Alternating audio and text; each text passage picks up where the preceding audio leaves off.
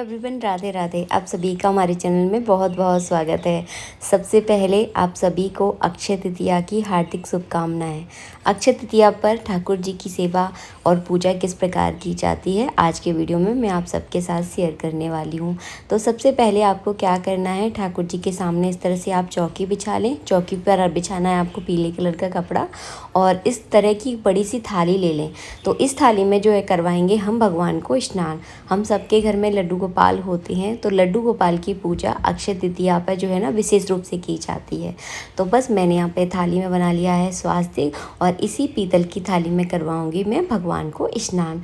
जब आप भगवान को स्नान कराते हैं तो पीतल की, कांसे की ये थालियाँ जो है ना बहुत शुभ होती है, क्योंकि इन थालियों की धातु जो है ना बहुत शुभ मानी जाती है। तो इसमें मैंने स्वास्तिक बना लिया है।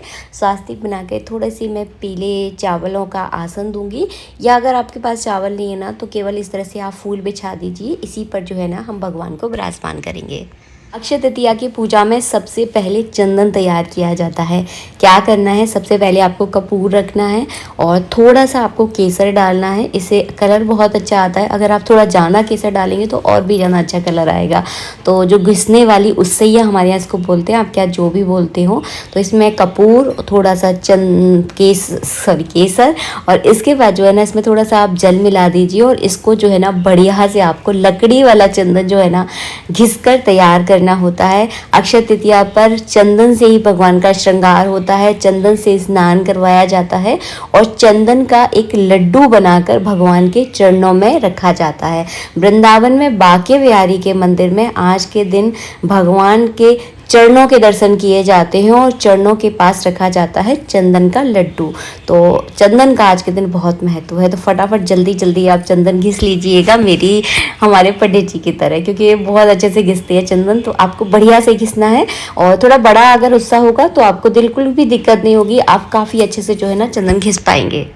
जैसे ही आपका चंदन घिस के तैयार हो जाए ना, उसके बाद आपको करवाना है भगवान को स्नान। आज के दिन भगवान को चंदन से स्नान करवाया जाता है। तो सबसे पहले आपको शुद्ध जल से स्नान करवाना है। इसके बाद आपको एक कटोरी लेनी है, या कोई गिलास है तो उसे ले लीजिए आप, और इसमें जो है ना थोड़ा सा आपको चंदन डालना है। मैं यहाँ पर आपको पाउडर डाल के दिखा रही हूँ, क्योंकि पंडित जी अभी भी चंदन घिस रहे थे। आपको घिसे हुए चंदन अगर आप प्रयोग करते हैं तो बहुत अच्छा है। अगर आपके पास नहीं है तो आप इस तरह का जो है ना पाउडर वाला चंदन भी यूज़ कर सकते हैं। मैंने इसलिए दिखाया था कि काफ़ी सारे लोगों के पास घिसने वाली की व्यवस्था नहीं होती ना, तो आप ये वाला चंदन भी यूज़ कर सकते हैं।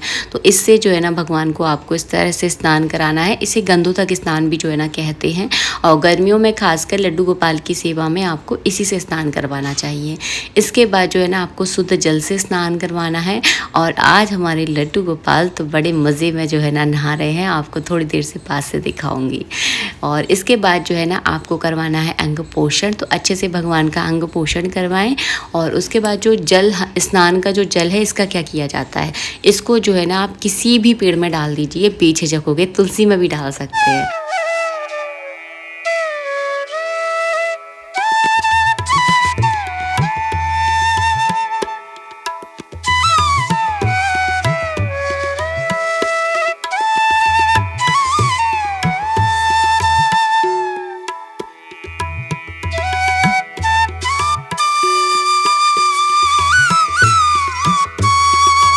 स्नान करवाने के बाद जो है ना भगवान के पूरे शरीर पर जो है ना इसी तरह से आपको चंदन लगाना है।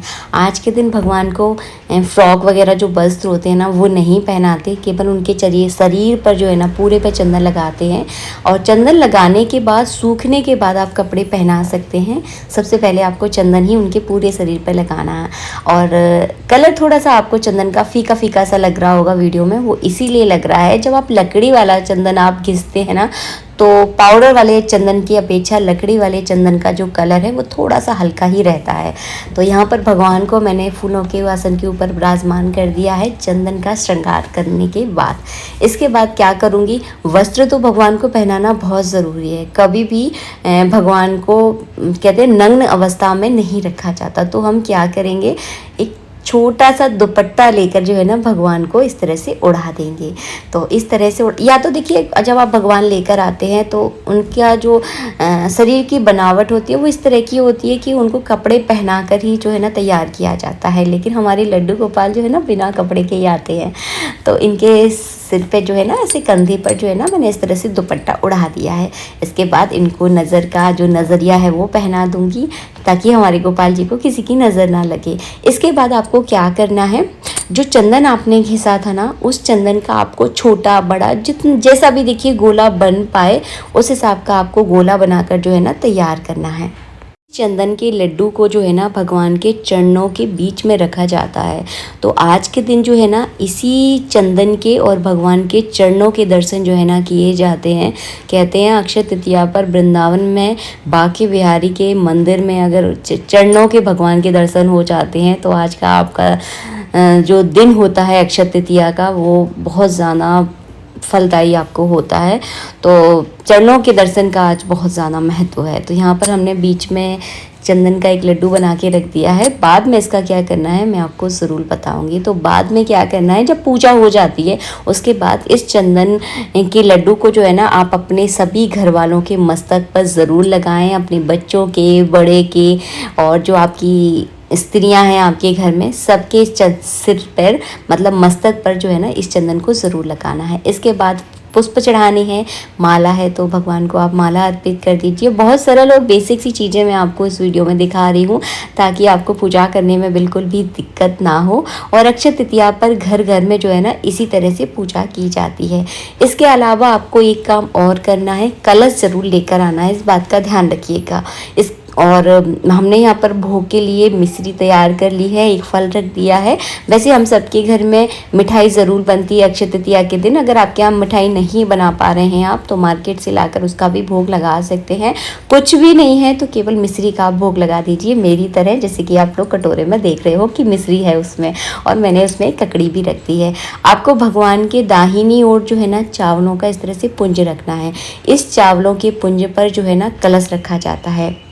कलश आज के दिन ज़रूर भरना चाहिए। कहते हैं लक्ष्मी गणेश जी के नाम का ये कलश भरा जाता है। इस कलश को भरने से आपके घर में बरकत रहती है और बहुत ज़्यादा लाभदायक है कलश भरना। तो आज के दिन आप कलश ज़रूर भरिएगा, बहुत ज़रूरी रहता है। छोटा भर लीजिए, बड़ा नहीं भरना चाहते कोई दिक्कत नहीं है, लेकिन छोटा कलश आप ज़रूर भरें। तो ये कलश देखिए पूरा एकदम तैयार है। क्या क्या करना है आपको इस कलश में, कलावा ज़रूर बांधना है, स्वास्तिक आपको ज़रूर बनाना है, इस कलश का आपको पूजन ज़रूर करना है। तो यहाँ पर मैंने पूरा इसको जो है ना कंठ तक इसको भर दिया है। जल से आपको पूरा कंठ तक भरना है, अंदर आपको कुछ भी नहीं डालना है, केवल कंठ तक इसको भर दीजिएगा। और बाहर इस तरह से चंदन से स्वास्तिक बना दीजिएगा, कलावा लपेट दीजिएगा और चंदन चावल से जो है ना इस कलश का पूजन कर दीजिए गौरी गणेश के नाम का। और हाँ, इस कलश के ऊपर आपको एक फल ज़रूर रखना है। आप आम रख सकते हैं, खरबूजा रख सकते हैं, ककड़ी रख सकते हैं। तीनों फल ही मौसमी फल हैं, तो इनमें से आप कोई भी फल जो है ना इस कलश के ऊपर रख सकते हैं। इसे लक्ष्मी कलश कहा जाता है, आप इसे बरकत का कलश भी कह सकते हैं, क्योंकि अक्षय तृतीया पर जो भी हम काम करते हैं उसका कभी क्षय नहीं होता। एक घर में एक कलश भरना मतलब घर में जो है ना घर का भंडार भरना होता है। इसीलिए आज के दिन कलश भरना बहुत ज़रूरी होता है। पहले की स्त्रियां क्या करती थी, उनके पास बड़े बड़े लोटे होते थे पीतल के, तो उन पीतल के 5-7 लोटे जो है ना घर में भर के रखती थी अक्षय तृतीया के दिन। तो ये छोटी छोटी चीज़ें जो है ना हमें बहुत कुछ सिखाती हैं। आजकल आधुनिक युग में बहुत सारी चीज़ें कम हो गई हैं, लेकिन थोड़ा थोड़ा जो है ना हमें करते रहना चाहिए ताकि हमारे घर की छोटी छोटी दिक्कतें जो है ना ख़त्म हो जाएं। इसके बाद जो है ना आपको आरती करनी है। आप लक्ष्मी गणेश जी की आरती कर सकते हैं या अपने गोपाल जी की आरती कर सकते हैं। देखिए जितना आपके पास टाइम हो उस हिसाब से देख लीजिएगा। इसके बाद जल का आपको आचमन करवाना है, इस तरह से अर्घ जो है ना आपको देना है। तो इस सरल विधि से जो है ना अक्षय तृतीया पर पूजा की जाती है लड्डू गोपाल की। और बाद में कलश का क्या करना है, बाद में जो है ना कलश को आप किचन की उत्तर दिशा की तरफ रखें, क्योंकि ये बरकत का कलश होता है। इस कलश को कोशिश कीजिएगा कि कभी खाली ना हो। इसमें जो है ना आप रोज़ का पानी अपना भर सकते हैं पीने के लिए, क्योंकि इस गर्मियों में हम सबको ही ठंडे पानी की ज़रूरत होती है और मटके का पानी बहुत फ़ायदेमंद होता है। तो इस कलश का पीने में आप प्रयोग कर सकते हैं। और हाँ, भोग में तुलसी डालना बिल्कुल मत भूलिएगा क्योंकि बिना तुलसी के हमारे लड्डू गोपाल जो है ना बिल्कुल भी भोग नहीं लगाते, चाहे आप 56 भोग बना लीजिए, तो भोग में तुलसी आपको ज़रूर डालना है। तो इस तरह से जो है ना अक्षय तृतीया पर पूजा की जाती है। ये पूजा आप सुबह अपनी नित्य पूजा करने के बाद कर सकते हैं। इस तरह से सरल तरीके से आपको चौकी बिछाना है, बिल्कुल भी मैंने कोई तामझाम आपको नहीं बताया है। प्रसाद का बाद में आपको क्या करना है, मतलब जिसका हमने भोग लगाया है उसका बाद में आपको क्या करना है, तो इस प्रसाद को आप अपने घर में सभी को बांट दीजिए। दान पुण्य क्या किया जाता है, आज के दिन आप ठंडे पानी का दान कर सकते हैं, बीजना जिसे हवा करने वाला बीजना होता है वो दान कर सकते हैं, फलों का आप दान कर सकते हैं जैसे कि आम, खरबूजा, ककड़ी, इन सारी चीज़ों का आप दान कर सकते हैं। आज के दिन आप चंदन का भी जो है ना दान कर सकते हैं। तो ये बेसिक सी चीज़ें जो है ना आप अपने मान धन को दान कीजिए या मंदिर में जाकर दान कीजिएगा। आशा करती हूँ वीडियो अच्छा लगा होगा। वीडियो अच्छा लगा है तो प्लीज़ लाइक कीजिएगा। मिलेंगे आप सबसे नेक्स्ट वीडियो में, जब तक के लिए राधे राधे। आप सभी को अक्षय तृतीया की हार्दिक शुभकामनाएं हमारे परिवार की ओर से। राधे राधे।